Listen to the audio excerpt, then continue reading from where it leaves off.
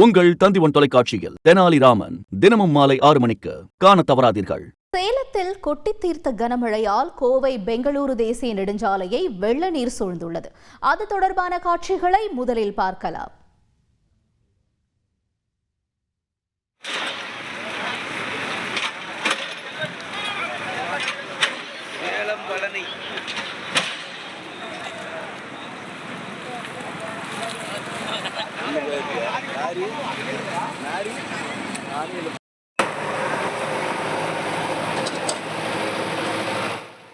கூடுதல் விவரங்களை செய்தியாளர் தமிழ்ச்செல்வன் வழங்க கேட்போம். தமிழ்ச்செல்வன், வணக்கம்.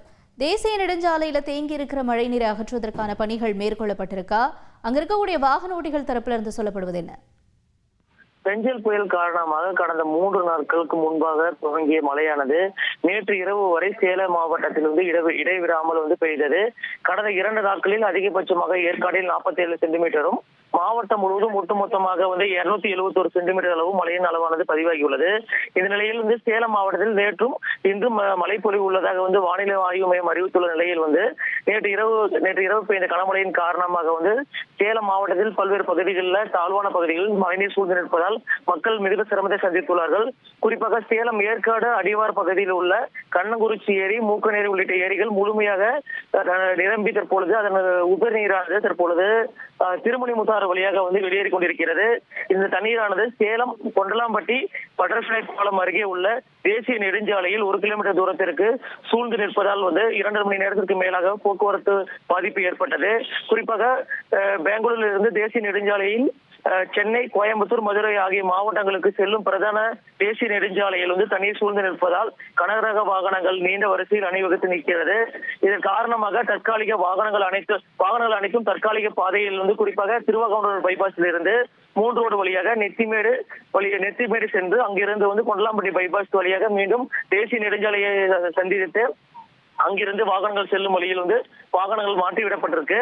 இதனிடையே சேலம் சென்னை தேசிய நெடுஞ்சாலையில் பட்டர்ஃபிளை பாலம் அருகே தேங்கி நிற்கும் தண்ணீரில் சிக்கிய அரசு பேருந்தை ரெக்கவரி வாகனம் மூலமாக வாகனத்தை மீட்டு எடுத்து சென்றார்கள்.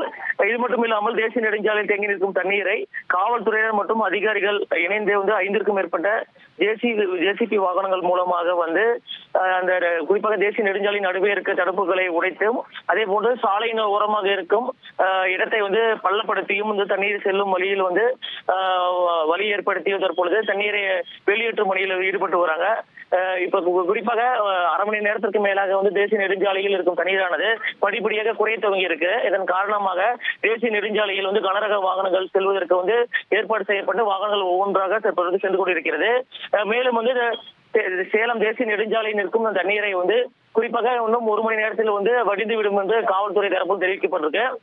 இது மட்டும் இல்லாமல் காலை முதலே தேசிய நெடுஞ்சாலையில் தண்ணீர் நிற்பதன் காரணமாக குறிப்பாக கனரக வாகனங்கள் மற்றும் முக்கியமான இடங்களுக்கு செல்லும் அனைத்து வாகனங்களும் தேசிய நெடுஞ்சாலை நிற்பதால்